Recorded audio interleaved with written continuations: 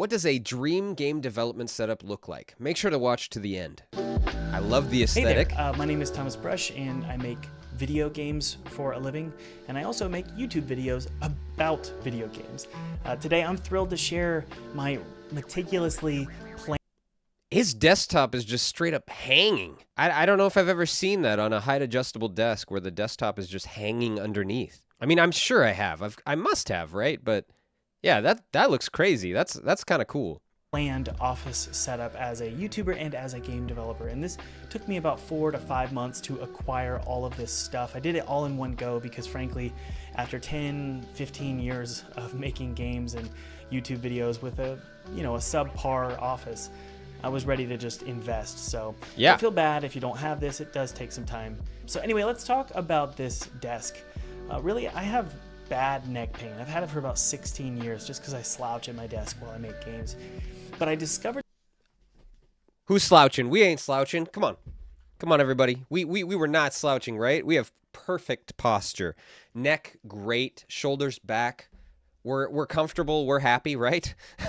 the benefits of standing while I was on a mission trip in Slovakia, and my neck pain was gone. So I decided to invest in the Ergonoffice. It's called the Sway standing desk, and it's in Ooh, that is smooth. Look how easily that thing is just gliding up. I bet this desk is expensive. Like $1,000 at least, I'm guessing. That's my guess. Walnut and black, and it's 30 by 72 inches. It not only alleviates my neck pain, but it also, well, it hides my YouTube studio and gaming setup wires. I can put them all underneath. And there's also a cable net as well. That's really nice, but I've got to say, the cable management that he's done under here is not the best. I mean, maybe, I don't know. I don't know what length of cables he's working with or how it all works out, but doesn't look super clean, Thomas.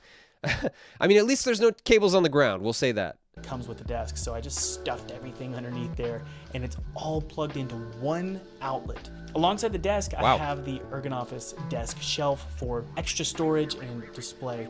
This alongside the U2 ergonomic chair in black and almond. These both ensure that I'm just comfortable during long 8 to 10 hour work days. I mean, okay, it's just a personal preference, Thomas. You know, don't be offended, but I would always prefer a sick-looking gaming chair to some, like, I mean, it probably is super comfortable, but just kind of a more regular-looking office chair. It's probably really expensive, too, so I probably shouldn't be knocking it, but it's just my personal preference. I would always enjoy more a cool-looking gaming chair. To me, it's worth it because, well, I spend the majority of my life at this desk. Yep. And so I'm kind of ready just to be happy. Yeah. To be comfortable. So that's why I spent the money. Why not? Now, let's move on to the computer. Usually, I tell people to get subpar computers or like just general gaming computers if they're making games because you really want to... I don't know why you would recommend that, actually. I feel like the computer would be where you would spend kind of most of your money. Because if you're doing game development, and especially as an independent creator or developer, you're doing all of it, right? So you're doing all of the photo editing and the video editing and all of the rendering, all of the compiling of your game. You're doing it all. So you're going to need some decent specs for that. Like, I don't know why he would say he recommends usually like a lower end. That's kind of weird. Well, maybe he has more to say on it. Let's hear him out. Make games that are crafted towards the majority of your audience. Most of them don't have an incredibly powerful PC. However, me and my team needed to get a... I guess that makes sense. Yeah, that does make sense. So if you want to gear it towards the low end so you can make sure they can play it, I guess that does make sense. You could also just buy like a really cheap PC off of like Craigslist or something like that and use that as your test if you really want to make sure it works for lower end machines and still have a high end one yourself. But whatever, to each their own. A higher speed PC for more AA style games that we're creating. It's called Twisted Tower. By the way, you can click the link below. This game really requires us to have something a little bit more powerful, especially in the Unity editor, which is just a lot slower than a standalone build. Yeah. So I upgraded to the AMD Ryzen 7 7700X8 core processor with 32 gigabytes of RAM. Okay, now we're talking. Yeah, like a powerhouse PC. All right, all right. Okay, I can get with you now.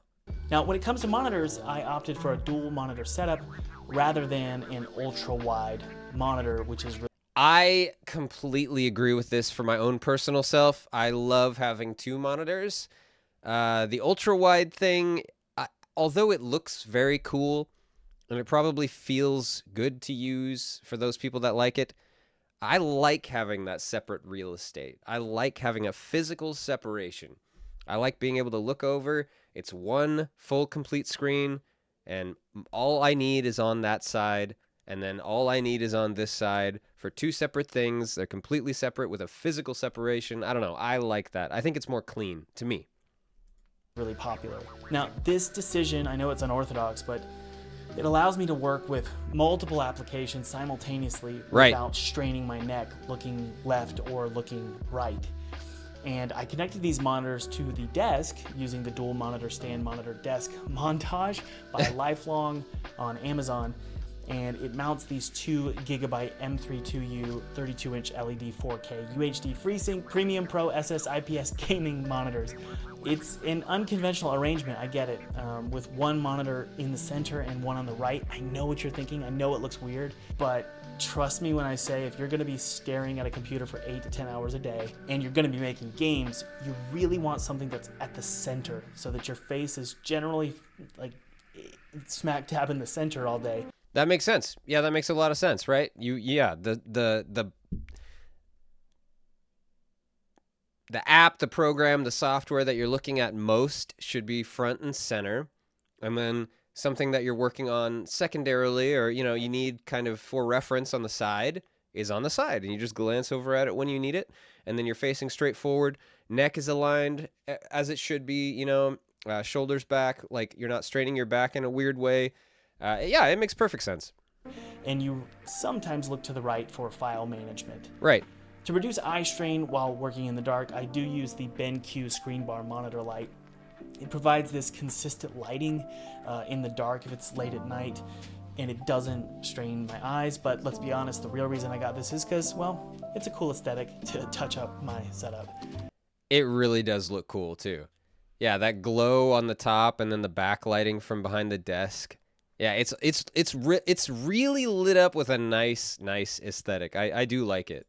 For my keyboard and mouse, I opted for the greatest mouse and keyboard on the planet, and don't take my word for it, just Google it. It's the Logi MX Master 3S mouse and the Logi MX Keys S keyboard. If you did, I'm just a gamer, I guess, and that doesn't appeal to me. I want my nice big mechanical keys, even if they're not super loud and clicky. Like I don't like blues or greens. My keys are browns, and they have a really satisfying like press strength, and also the clickiness is like just perfect. It's not too much, but it's also not too little. So yeah, I don't know. I just like, guess a more conventional mechanical keyboard to something like this. This looks more like office-y or whatever, and maybe that makes sense for him. Maybe it's more comfortable or whatever. Maybe he's just at that stage where he doesn't care about mechanical keyboards. I don't know if I'll ever be at that stage. I like them too much, but good for him. Yeah, that's cool. disagree with me, leave a comment below. I'd love to hear your thoughts. Yeah. Both of these are wireless and they offer fantastic clicking experience. It's not loud. I thought I might want a clicky keyboard and a clicky mouse, but it's a softer click, but it's really comfortable. Okay. And it's just a sleek look and it matches the desk aesthetic. That's true. He does have kind of a more like, I don't know, professional looking desk setup versus like a gamer setup, you know? So maybe it makes sense in terms of aesthetic and like also comfort for him to have this particular mouse and keyboard. Moving on to my YouTube accessories. Again, I make YouTube videos about games. Alexa, Right. studio lights on. So just like that, we have a really fast and instant YouTube setup ready to record videos. Yeah. I use the Sony a7 III camera with a FE 1.8 35mm Sony lens, and this is all connected via a Cam Link adapter. You just plug it right into the back of your computer and hook it up to Streamlabs or Cool. OBS. I use the Terion desk camera mount stand to hold my camera, the teleprompter, and the ring light. For audio, I rely on the Shure SMB7B microphone and the This freaking mic, man. This mic. I'm using the, what is it? The Shure M7 something. Well, anyways, the one that can connect via USB. This one is only XLR, and it is the like industry standard, I swear, for all like streamers, YouTubers, podcasters. I swear that mic is just everywhere, everywhere, and it's good. There's a reason. The Elgato Wave Mic Arm LP. I want something that's low profile, so that's why I got this. You can quickly swing it over, and it's not in the way of the camera, and then you can swing it right back over when you're done recording your video. And it all rides up with the desk, and that's what's great. You can record videos whether your desk is high or low. Yeah. Lighting is further enhanced by the Godox SL601. It provides a soft daylight illumination. It almost looks like the sun is softly coming through a window. It really looks nice. That lighting is sick. Maybe I should look into some more professional lighting. I'm just using a ring light over here. And man, that one looks really cool. Really professional looking light. I don't know. I don't know how expensive something like that would be. I'm guessing probably at least $100, probably more. But yeah, wow, that's cool. Nice, and makes you look pretty attractive on camera, let's be honest. To add visual appeal to my videos, I utilize the Frame TV, which acts as a quick and easy backdrop for a professional look. I also installed the Grey Wind Roller blackout shades for flexible lighting control. And this is just giving me the ability to create a blackout environment when I need to record a YouTube video. It's fast and effective. Sick. I just press a button and they roll down. I've always thought blackout curtains were cool. I mean, I just throw a blanket over the window and tack it to the wall with some tacks when I need blackout. But yeah, his is a little bit more professional and cool. Now there's some accessories that are really helpful during the day. That includes the Grove-made MagSafe charger. I just pop my phone on it whenever I need a charge. That's nice. A desk tray from Grove-made. The 2E10 cable management box. These are just simple Amazon boxes, and you just put your cables in them. And I like that there's just a box that you throw cables in. Like, you know the mess is still there. It's actually also clearly visible if you just glance over into it.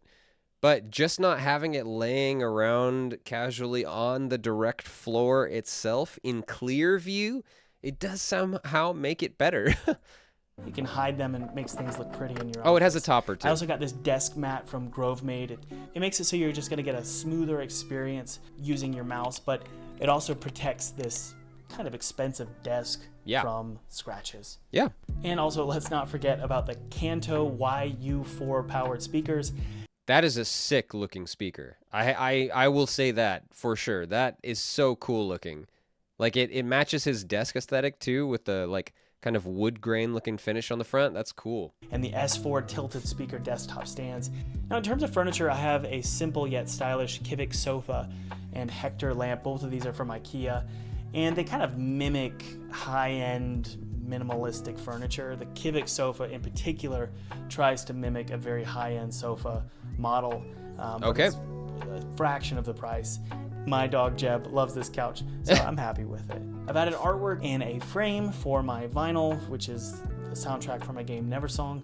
That's sick. Yeah, any personal touches like that are always really cool. Along with a pinboard with my daughter's artwork. Oh, the daughter's artwork. I have a daughter as well. She's 2 years old.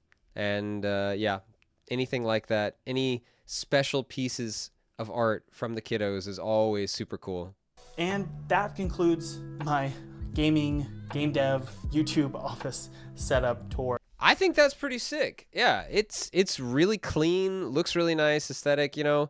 Again, my personal touches would be different because I'm definitely more of a gamer, or I like that gamer look, right? So more RGB, you know, an actual mechanical keyboard. I do like his monitor setup. I will say that. I like the monitor setup and I like his PC. I like the mic as well. Actually, I like a lot of it, to be honest, right? It's just the desk, maybe. I would go for like all black. Or if I switched it, I would do just everything all white for a very like clean look, but white is really hard to keep clean. Yeah, I don't know. In general, it's really sick, but it just looks like a lot more on the professional side versus I would add those like kind of more gamer touches or like streamer looking touches. Yeah, but in general, this is a really, really cool setup, and I guess it makes sense for a really professional like game developer like this guy. Yeah, looks good. Well, what do you guys think? Is that an awesome looking game developer setup, or is it not for you? Let me know in the comments, leave a like, a subscribe, and I will see you next time.